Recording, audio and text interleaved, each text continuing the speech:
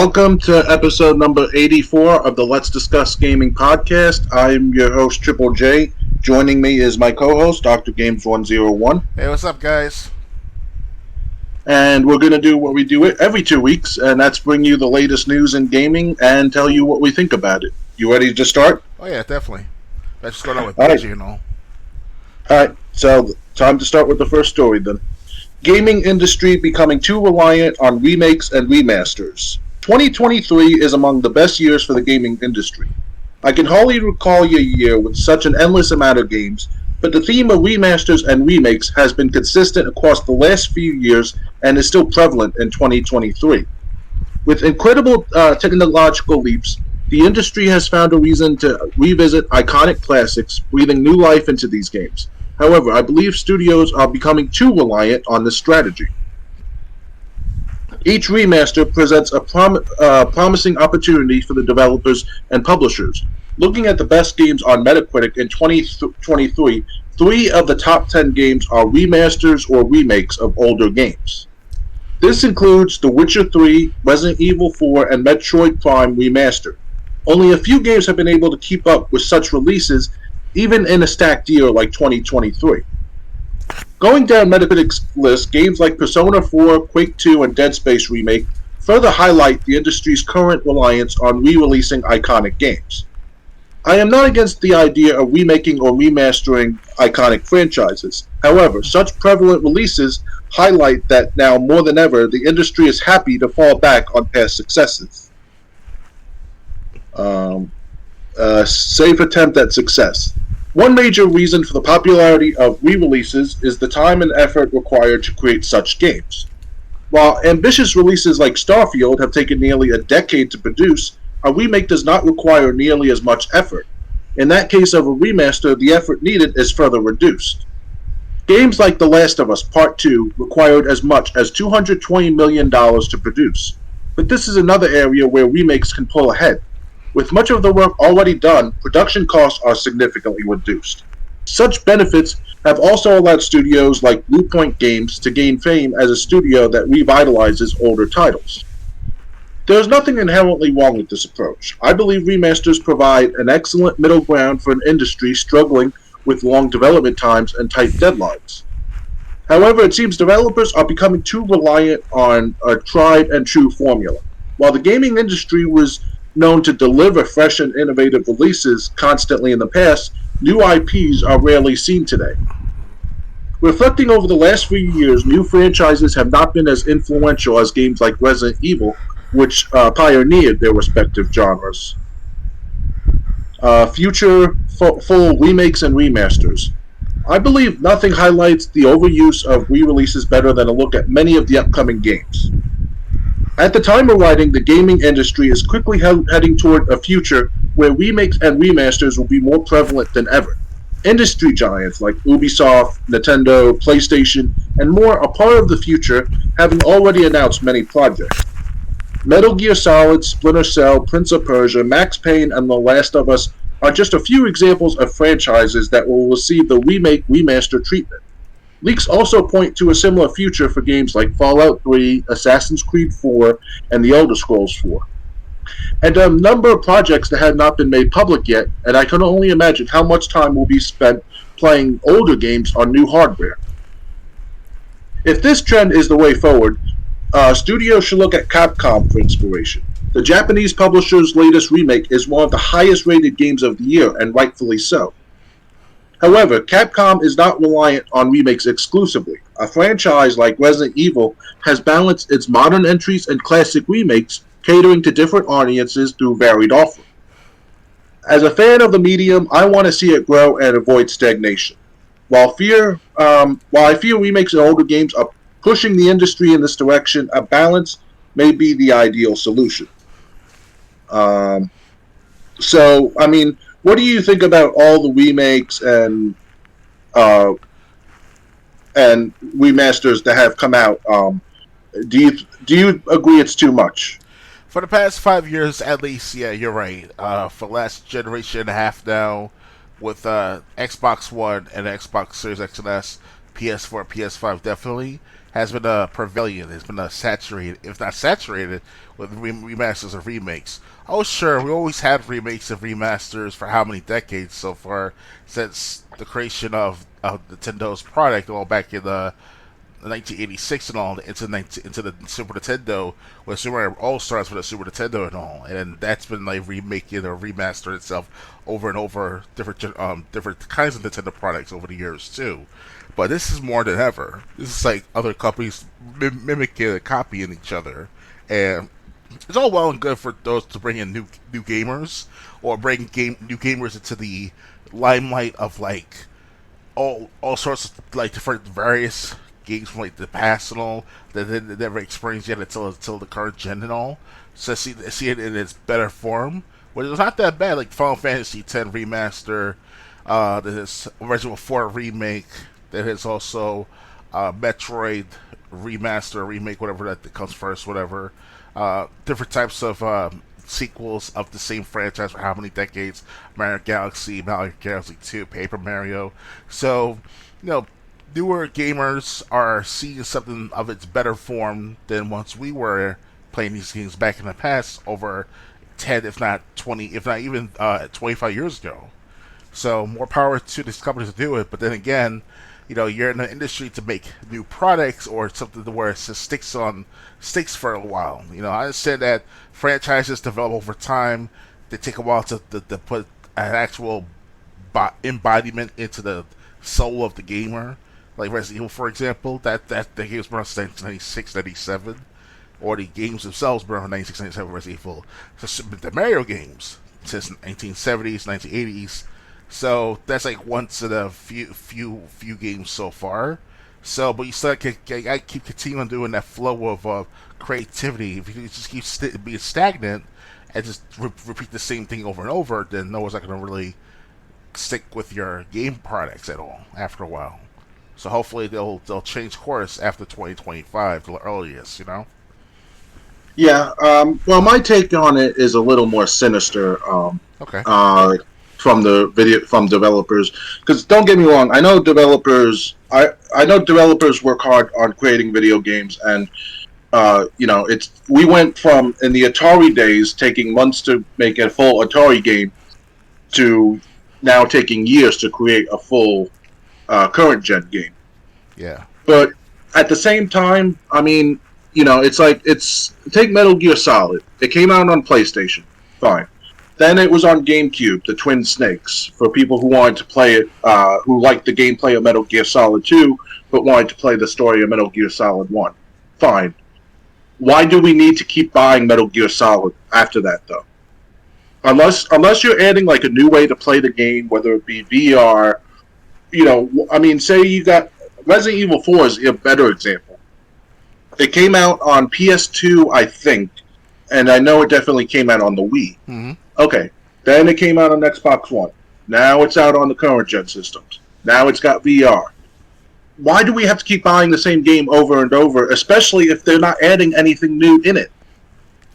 At best, like HD remasters, stuff like that. At best, that's about it. Yeah, but I mean, for crying out loud, I was playing Resident Evil 4. I played it on the Wii. I got just a little bit further in the Xbox One version. In Resident Evil 4 on the Wii, I got to the courtyard where you eventually run into Ada. On the Xbox One version, I got to where you went to Ada. And honestly, between the Wii graphics and the Xbox One graphics, it's like, okay, maybe things look a little sharper, but that's about it. Why would... I mean, I did rent it from GameFly, the Xbox One version, but it's like, why are we buying the same game over and over again? Mm-hmm. I mean, remakes are one thing if they add something new. It's not like no one's gonna go out and buy, say, trying to think of a game that just came out. No one's gonna buy like, say, Modern Warfare 3, and then buy Modern Warfare 3 again for the same console generation. Yep. But really, that's what we're doing. I mean, don't get me wrong. Call of Duty Modern Warfare 3 that came out like in the early 2010s is much different from the one coming out now. Very But different. if it's almost like if you buy Resident Evil 4 for the Wii, or you buy it for the PS2, then you buy it for the Xbox One, then you buy it for Xbox Series. What's the point? And then you gotta buy it for PS5 to use their VR headset. You're just basically throwing money away. Especially if you're an older gamer, the older you are, the more likely you'll will willing to buy, but only for a certain amount of time still. While the younger gamers don't really care too much about older products, really. Well, the thing is, it's not really. You got a point with older gamers, but it's really anyone who was around since the game's first release. You know what I'm saying? I mean, like I was around when it came out on the Wii. That's how I got introduced to Resident Evil 4. I'm not going to go buy it for some other system. If I want to play it, I'm just going to buy it for the Wii. Or if I don't want to use the Wiimote and Nunchuck, I'm going to go get the Xbox One version. Because I don't think the PS2 version is really. I'm not even sure if the PS2 version is out. I had the PS2 version for Resident You Evil have 4. the PS2 version? Yep, or Resident Evil 4. Yep. Okay, so it did come out. I wasn't sure if it was just a demo that came out or they actually released the full game. But yeah, so I mean, if I didn't want, it's kind of like if I want to play it on the Wii, if I don't mind using the Wiimote and Nunchuck, if I don't want to use that, I could buy the PS2 version. Why do I need to keep buying it for current gen systems? Oh yeah. You know, honestly, I think honestly, it's. But the thing is, and now we're seeing more remakes than ever. Tell me With about it. different game franchises, and it's almost like enough is enough. I mean, for crying out loud, they had the Metal Gear Solid collection, and they're remaking Metal Gear Solid 3 Snake Eater at the same time. It's Volume 1 so far. We haven't got to Volume 2 yet. Yeah, but Metal Gear Solid 3 Snake Eater was in the Volume 1 of the collection. That's for the original concept, or the original design of the game for this time for the new gen systems. Basically, it's like an HD at best remaster or HD port. That's all it is. It's just HD ports of these games to the newer systems, which is all well and good for certain gamers like myself. Like if I, let's say, lost my game of Resident Evil for the PS2, whatever, or that is damaged or it's old and can't find it, etc., etc. Why not just buy 10, 15, 20 bucks for the HD port to Xbox One? That's on sale, especially. You know. Yeah, I understand that, but at the same time, with how many remakes are hitting the collection, hitting the shelves, like they said, 3 of the top 10 games from Metacritic were remakes or remasters. Oh yeah. That's a problem. And then there were more games that were below the top 10 that were also remakes. So, it's almost like that's. I think they're trying. I think game companies, to a point, are trying to trick people into buying the same game that they already own, Oh yeah. just because it's for the next system. Mm-hmm. And unfortunately, if they do sell, why game companies have no reason to stop that. So I mean, I think I'd rather see them make a new IP or a sequel to an IP that's different instead of just another remake of some game I've already played. Right. I understand. Anything else to add, or ready to move on? I just want to say this though: if company people, like people of well mentioned notoriety in the gaming companies, like Dave Major Nelson, Phil Spencer, perhaps even Miyamoto, if they ever listen to our podcast or different podcasts on YouTube, whatever, listen to us older gamers for a second. Look, I understand that you want to bring the new audience into the fruition of what games were like developed over the decades and all, but most of the time, these kids under like 20 years old, 18 years old, they're not into playing older products, older games. So it's like a few kids might go back to time, whatever, but that's very rare in today's world. So it's kind of like those days are over, pretty much in a sense. So older gamers, the older you get, the more likely people buy your products. That's fine for a while, but keep progressing, keep improving. So if any one of you guys listen to this, Major Nelson, Miyamoto, keep improving, keep creating from scratch. and let your imaginations wander. Teach the newer gamers about the old and the new, and help them improve the new. That's all I got to say. Okay. So, ready to move on? Yeah. All right, next.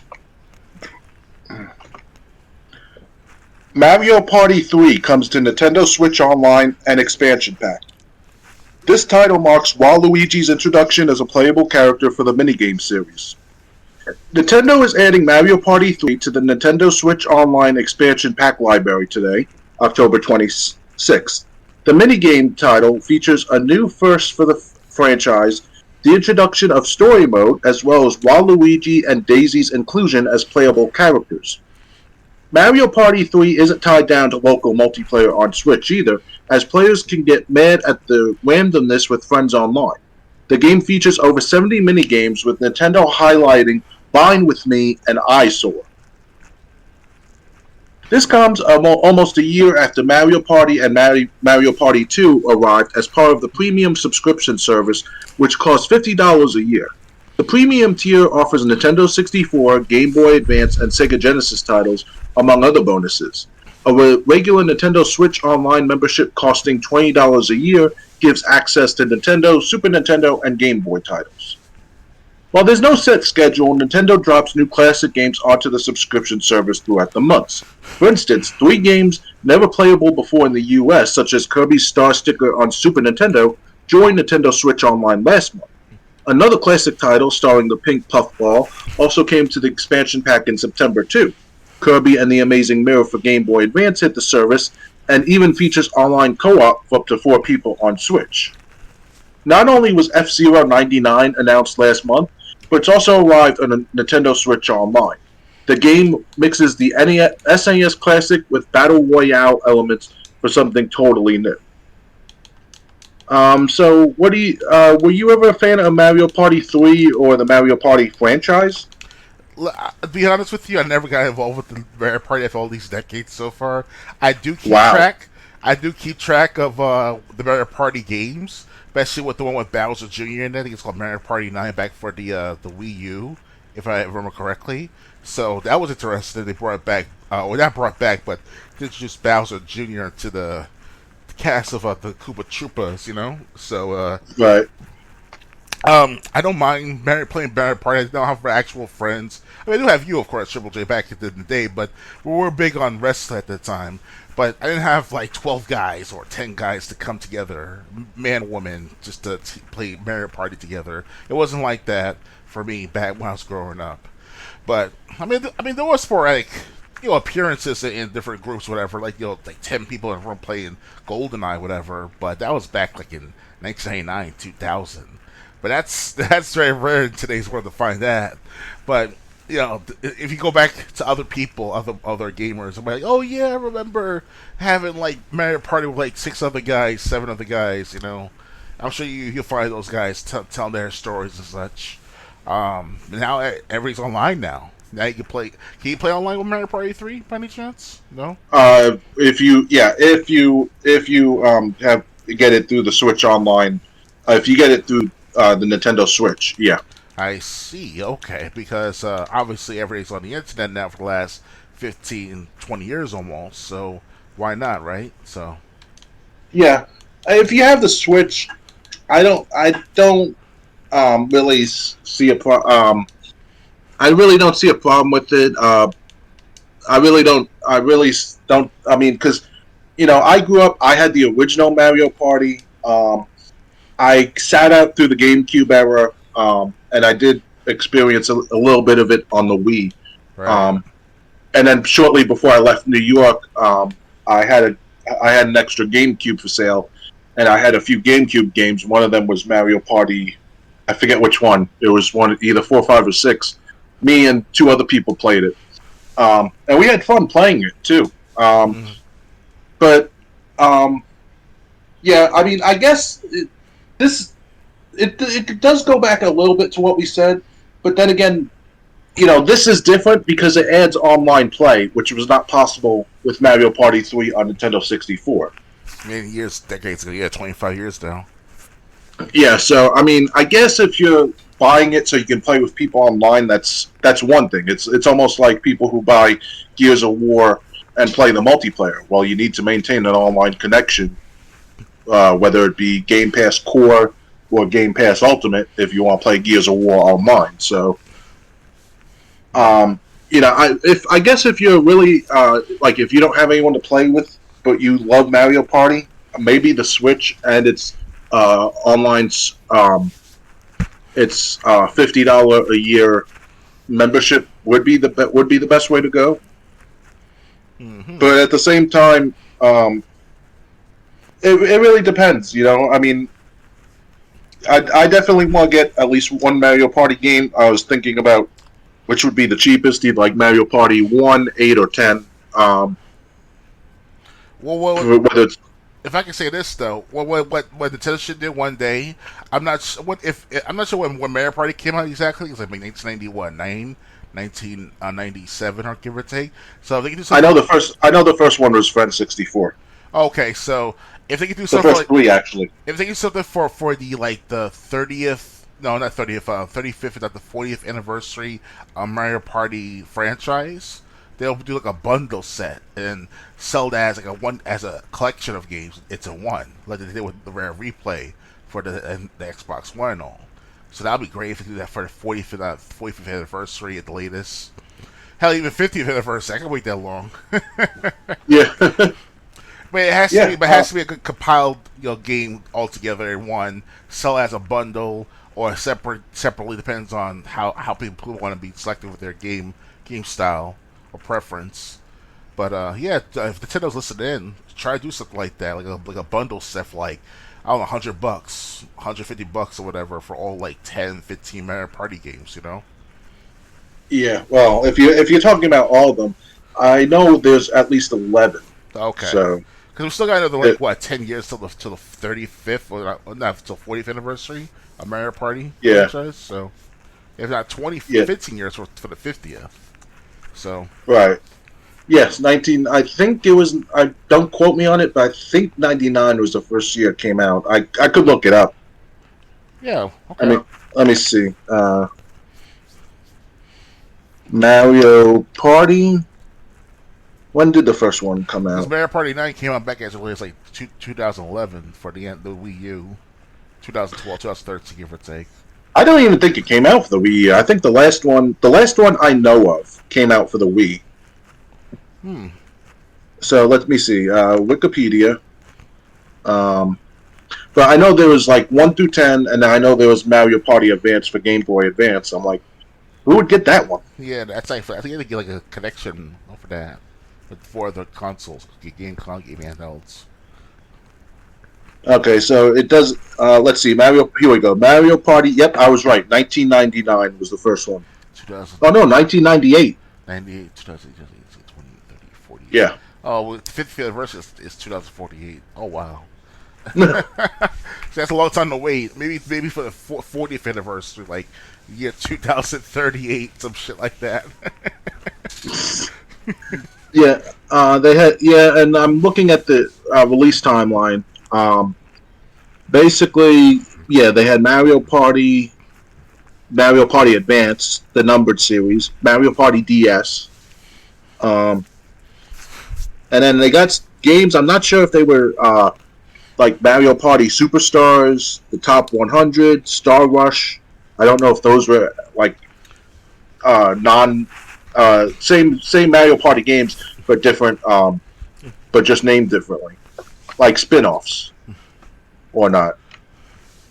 But yeah, so Mario Party 1, 2, and 3 all on Nintendo's Switch online service. If you can access the N64 games, I definitely recommend it because, like I said, I played a bunch of Mario Party. I mean, the first Mario Party, I had to get 100 stars to unlock Bowser's map in party mode, and then you have to beat Bowser's map. And then, so I played a lot of Mario Party, and I think basically the games have just gotten better since Mario Party 1. Because Mario Party 1, people were getting blisters like on their hands and stuff from some of the games that they played. Oh, I know that But feeling. I mean, not the Mario yeah, Party, of course, but definitely other experiences, other games, of course. But, push those buttons too many times. well, I mean, they had games like you had to rotate the stick to like basically you were pedaling some bike that lit up a bulb, and you had to light up the bulb all the way before Boo got you. Mm. So like people would rotate the analog stick with their palm. Um, and I heard people did get blisters. I heard Nintendo even released like a glove for people who play Mario Party, so they can um, so to prevent blisters. But yeah, ever since after the first one, which it was the first, I never heard about problems like that happening again. Yeah. So Mario Party, I love Mario Party as a series. You know, and but I don't have a Switch. But if you do, hey, you know, I'd always be up for a game of Mario Party. So if you feel like I do, and you have a Nintendo Switch, make sure you have the online expansion pack, and you could like I said, you could play this game online, which is something new that you can't do on the N64 original card. And if they listen in, if Nintendo's listening in, they're doing a 35th anniversary at the most 40th anniversary of like the Mario Party franchise bundle. Get like older gamers together once again to with our high school teammates and high school classmates and such, and people from like barbecues and such from like 20 years ago come together and be like, yeah, I got Mario Party, so let's get together. And it's like 10 of us in a one room playing with pizza and soda and beer and shit like that. That'd be good. That'd be nice to have that experience again. And they can do that once again and then encourage that into the newer generation of gamers. That'd be great. That'd be a good experience right there. Okay. I know it's kind of weird, but yeah. Yes, the weird thing is you mentioning beer in the same sentence as high school students. Well, for me it was different. Did you? That's what I was about to ask. Did you? How much beer did you drink when we were in high school? I didn't drink no beer. I will admit that. I was a square guy. I was the big square tall dude who was overweight and has glasses and pens in their pockets. Like I was like the angry video game nerd, but the big version of it. Sure, you were. Angry video game nerd drinks beer, by the way. I mean, right now in adults, yes. I'm just saying, like, for the sake of like reminiscing, like I was just saying that for a fact that like 20 years ago, 30 years ago, it was like root beer, it was pizza. 4 or 5 or 6 other guys in a room. Why not play some Mario Party, whatever, if ever, depends on who you talk to. Mine was GoldenEye, Perfect Dark, Diddy Kong Racing, stuff like that, so, yeah. So you missed out on Mario Party, basically. I wish I could have gone back 25 years so I play at least one decent game session with like 3-4 other people, and then have like, pizza and root beer. Actual root beer, not the beer, but the soda beer. He's talking about the beer you grow in your own garden. That would be cool to do that. Grow my own root beer. I think there is a way to do that. I'm not sure how, but I'm sure it's legal too. You don't need no license for that shit. Yeah. But anyway, yeah, so I mean, like I said, I played Mario Party with friends before. It's definitely a lot more fun than playing with bots. But I will say, even if you're just playing with bots, the AI has always been great in Mario Party games. Like, you never feel like you're on. You never feel like if you're whether it's a 4-player game or 2-on-2, you never feel like you're stuck doing all the work in mini games. Your partner, even if it's controlled by a bot, actually helps. As a matter of fact, the last time I played Mario Party on GameCube, the bot kicked me and 2 other people were playing. The bot kicked all 3 of our butts. The first 3 times he got to Toad, the bot, I'm saying, the first 3 times he got to Toad, he was able to afford a star. The 4th time the bot got there, it's like, sorry, you don't have enough coins. And my friends were like, finally!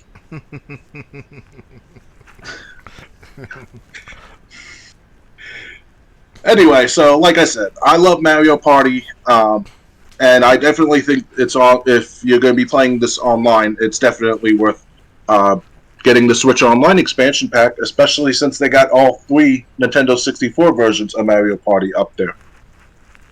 Oh yeah, definitely. Ready to move on? I'm ready. All right. Next, Atari's Berserk Recharge gets November release date.